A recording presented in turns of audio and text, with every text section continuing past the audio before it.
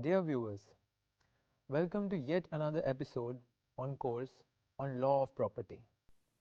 I am Dr. Jatin Kalon from Institute of Law, Kurukshetra University, Kurukshetra. Today we are going to discuss about the concept of easementary rights. Easements have a history as old as the property they are a modification of. Since the beginning of time, all legal systems have recognized these rights. Roman law, an extremely old legal system, dealt with these rights under the heading of servitudes. Renowned French lawyer and thinker Jean-Marie Pardessus stated, and I quote, that natural rights originated from the disposition of nature and the wants of society.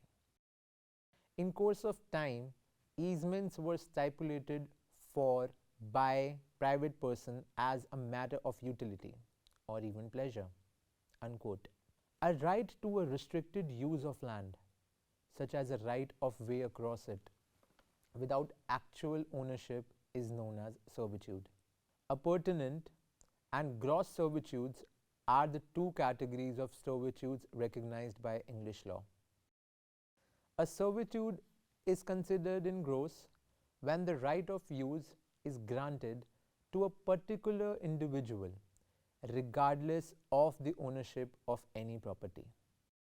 On the other hand, a servitude is considered appurtenant when the right of use is tied to a specific property or to any person who happens to hold that particular property. In Roman law, these were known as peridial and personal servitudes, respectively. The former of these two pertains to easements. While the exact origins and developments of the law of easements in England remain uncertain, it is certain that both the English and Indian common law of easements are predominantly influenced by Roman law. Easements have been acknowledged in English common law since very early times. Furthermore, it is abundantly clear that easements were recognized and understood by both Islamic and Hindu legal systems. Since English law is based on justice, equity, and good conscience, it applied to easements in India during the British colonial era, before any legislation on the matter was passed, or they were based on a well-established custom. Because of the charters that established the Supreme Court and High Courts, English law also applied directly to presidency towns. The first Indian legislation to explicitly acknowledge easements was the Limitation Act of 1871. Section 27 of that act allowed for the acquisition of an easement through its continuous and uninterrupted enjoyment for a period of 20 years. The Indian Easements Act was passed in 1882 and it created a detailed regulation governing easements in British India. Initially, it exclusively applied to Madras, the central provinces, and Coorg. Subsequently, Bombay, the northwestern provinces, and Oudh was incorporated. It was put into operation on July 1st, 1882. Now let us discuss the nature and characteristics of easements. An illustrative instance of an easement involves a landowner who possesses a legal entitlement to pass through a neighboring property. The example demonstrates that in order for a right of easement to exist, there needs to be two separate pieces of land. One over which the easement is enjoyed in virtue of the ownership, and the other over which it is exercised. These are referred to as the dominant and servient heritages, respectively. They must be clearly separated from one another and belonged to two different people. If in the event that one person is the owner of both, she may utilize her ownership rights over one for the benefit of the other without having to acknowledge any separate easement rights. In a similar vein, if someone is in possession of both properties but is not an owner, then they are not entitled to an easement as they can utilize one for the advantage of the other. An easement cannot be separated from its dominant heritage and transformed into a personal right. It only exists for the beneficial enjoyment of that heritage. Section 6 of the Transfer of Property Act, which states that an easement cannot be transferred apart from the dominating heritage, recognizes this principle in India. In terms of the dominant heritage, an easement refers to a legal permission to exercise ownership rights. However, in relation to the servient heritage, it denotes a specific right of use that is subtracted from the servient owner's whole ownership rights.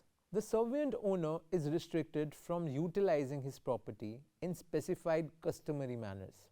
Although this limitation is unambiguous and precise, permitting the servient owner to nonetheless exercise unrestricted control over it. The owner of the land through which the right of way passes has the freedom to utilize their property as they like, as long as it does not impede the legal usage of the designated pathway. For example, if an individual possesses the privilege to travel through their neighbor's field in relation to their own residence, they are only permitted to do so along the specified route and not elsewhere. Even though it results from a contract, an easement is a right in rem, meaning that it can be used against the world at large as well as the servient owner. For instance, if a trespasser enters the servient owner's land and prevents the dominant owner from lawfully enjoying the easement, the dominant owner may file a disturbance lawsuit against the trespasser. A person who owns a thing that belongs to someone else has the right to use it for a specific purpose or to enjoy it in a certain way, but he does not actually own it. For example, a person having a right of way over a property does not own that property. Rather, he has the right to pass and repass over it. They do not even have the ability to bar a trespasser from entering it. Therefore, even if an easement is exerted over physical, corporeal property, it is an incorporeal thing. An easement is a negative right, a right that the servient owner must either consent to be used or forego actions, such as constructing on his land, rather than a right requiring him to fulfill any obligation in advance. There could be no easement in faciendo. For example, if someone has a right of support over their home, the servient owner is not obligated to rebuild or repair the support if it breaks or becomes unmaintainable. However, the servient owner is not responsible for maintaining the support if it falls or becomes unmaintainable. Additionally, the servient owner of the land does not obtain any reciprocal easement regarding it. Even if stopping it could do him some harm, the servient owner cannot require that it continues. The dominant owner may relinquish the easement whenever he pleases, as long as he gives the servient owner adequate warning if the abrupt termination is likely to cause damage to his land. The easement exists solely for the advantage of the dominating heritage. Easements are limitation on a property's common rights. Nevertheless, a right that prevents any of the property's common uses which cannot constitute an easement. For example, an easement cannot be obtained to flood another person's entire land or to move cattle that are straggling through another person's entire land. It gives to its owner no right of property in the servient tenement and no right to take any of the produce of the soil of the servient tenement. However, under Indian law, the dominant owner is allowed to remove and use any portion of the soil or any growing or existing items on the servient tenement for their own benefit. Whereas in the English law, these rights are referred to as profits et prendre and are considered separate from easements. These rights, as defined by English law, grant the owner of one property the authority to compel the owner of another property to allow certain actions to take place. Therefore, it is suggested that in addition to examining what easements are, we also compare and contrast them with other comparable rights that an individuals may hold in the property of others, as well as with the right of property itself. In order to fully comprehend the nature of easements, let us discuss the easement with the respect to other rights. The first component that we are going to discuss is the easements and property rights. So we have learned that an easement refers to a legal entitlement that grants one individual the right to use or access another person's property or real estate. So when an individual obtains an easement on a property, they do not gain any ownership privileges over the property itself. Instead, their right is a restrictive limitation on their whole ownership rights. For example, if A, as the owner of a home, obtains an easement over B's field, A does not gain ownership of the land. A cannot restrict B from using the field as long as B does not impede A's use of the easement. While A's right to travel through B's field is akin to B's right to travel his own field, A is limited to using the field just for the purposes for which he has obtained the easement, whereas B can utilize it for any lawful purpose. A's entitlement to B's field can be characterized as unequivocal and limiting, whereas B's entitlement to his own field can be described as indefinite and exclusive. Now let us discuss about easements and lease. See, there are two clear approaches to obtaining a road across someone else's property. First is that we either reach an agreement with them to have exclusive control over their specific piece of land, or we reach an agreement with them to use a strip of land for passage without having exclusive control or ownership over it. In the first scenario, a lease is obtained. In the second scenario, an easement is obtained. In addition, an easement is a legal right that is connected to a specific piece of land, whereas leases do not have this characteristic. Now let us further discuss about easements and natural rights. So there are some rights which are inherent in the nature of land and are attached to it incidentally as ex jure nature. These rights are not acquired, rather the owner of the land possesses them simply by virtue of his ownership. For instance, every landowner has the right that in its natural state their land will have the support of their neighbors' adjacent and subjacent soil. These rights are not easements, but rather resemble easements because they are appurtenant to the land. They are sometimes referred to as natural easements to distinguish them from easements proper, which are referred to as artificial easements. A right in addition to the ordinary and natural rights of property, easements are created by specific human acts or incidents, and they are acquired restrictions of the complete rights of ownership. Natural rights, on the other hand, they are part of the complete rights of property themselves. Easements also result from the restrictions of these natural rights, but in that case, the natural right is not terminated, but rather suspended, and it resurrects upon the extinction of the easement. Now let us discuss about easements and license. A license and an easement are two different things. A license is nothing more than an authorization to undertake any activity on the grantor's land that would be illegal without it. Except in specific circumstances, a license is not affixed to any specific land and may be withdrawn at the grantor's discretion. Except in cases where a right is reserved in this regard, an easement is affixed to land and cannot be withdrawn by the grantor. An easement passes together with the transfer of the dominant legacy, while a license is only transferable, for example, the attendance at any public entertainment venues. This example is with respect to section 52 of the Indian Easements Act. Let us now discuss the easements and profits of prendre. English law is unique in a way that it distinguishes between profits of prendre and easements. It states that the dominant owner is only allowed to collect water from the servient heritage's land. This type of privilege, known as a profit of prendre, is separate from an easement. According to section 4 of the Indian Easements Act, earnings are included in the definition of an easement. Now looking at the easements and customary rights.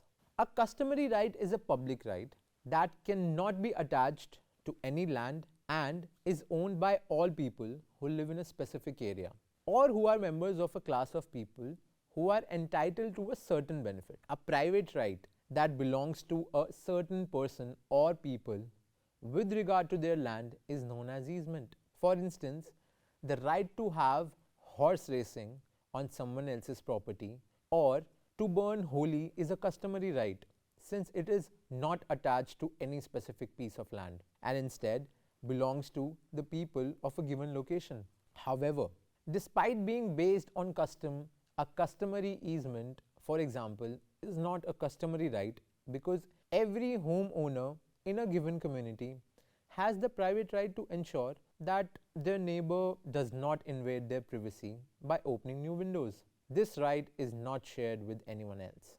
Now moving on to easements and rights in gross. An easement is a right that grants the owner or occupier of specific land the right to use and enjoy that land for their own benefit. An easement is only valid if it is directly related to and beneficial for the property in question. A public right of way is a non-transferable right and not a legal right to use someone else's property. The act of catching fish in someone else's tank does not constitute an easement unless the fish collected is utilized for the advantage of the individuals who possess a dominant heritage.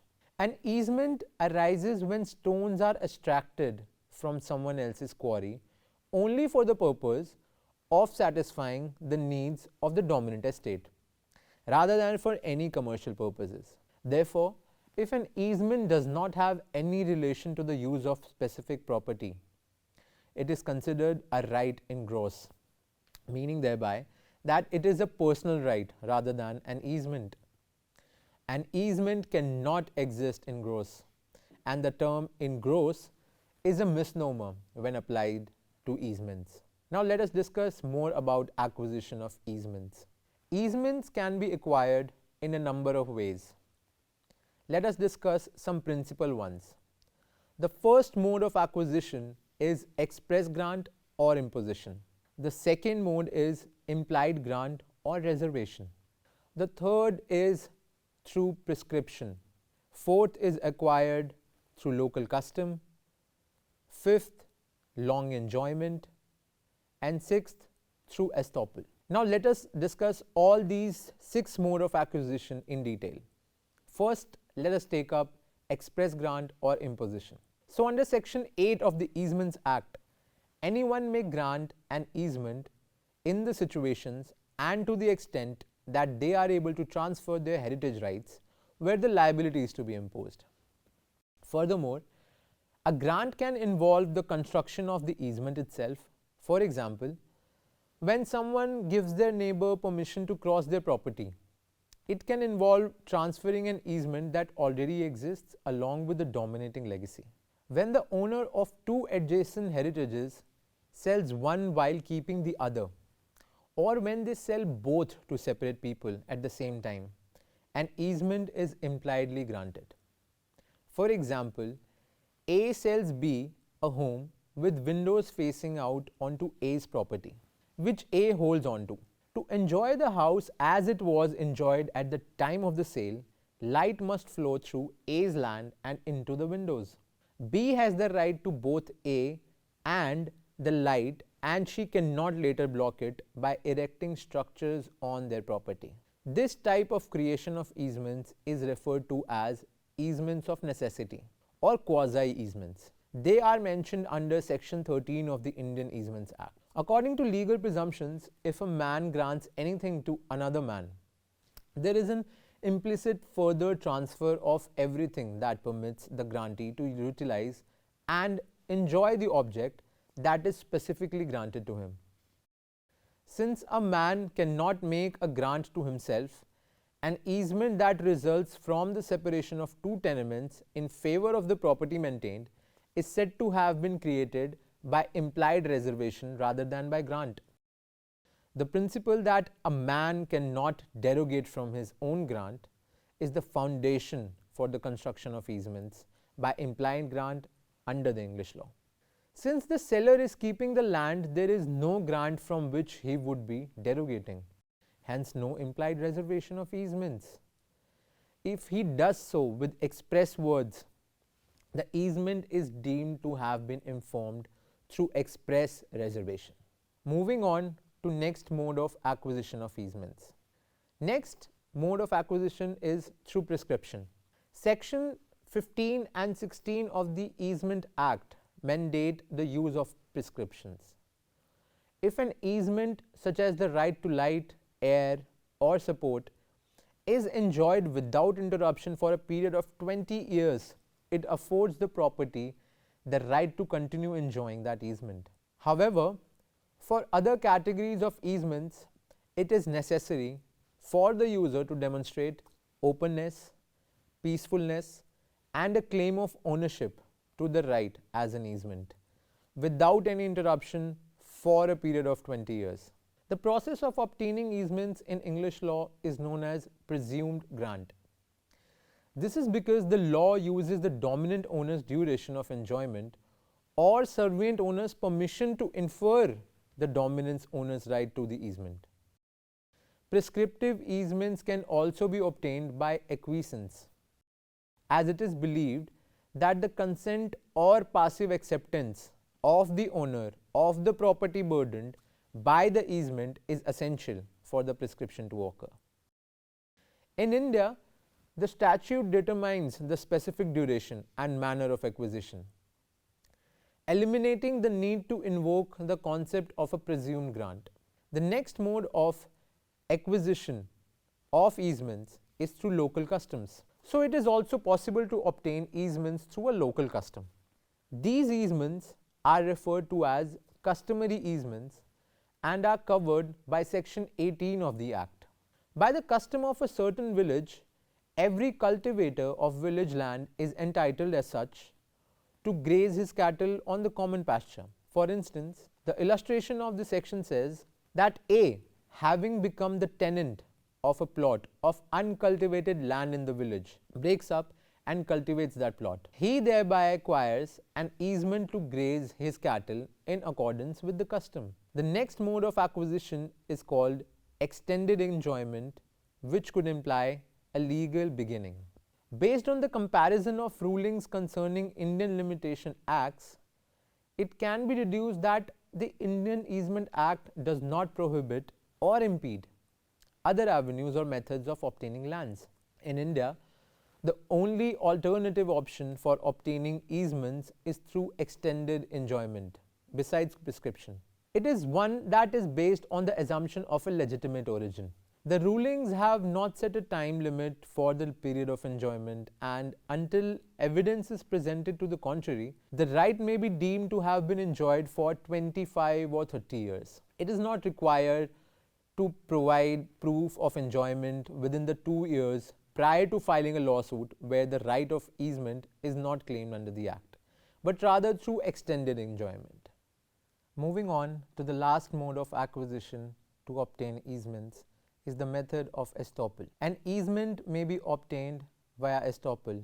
For example, if A claims to have the right to grant an easement in favor of B despite having no such title, based on the sole assertion that he has the title, then A shall not be permitted to refuse B's right should he later get the title to the servient inheritance to such easement.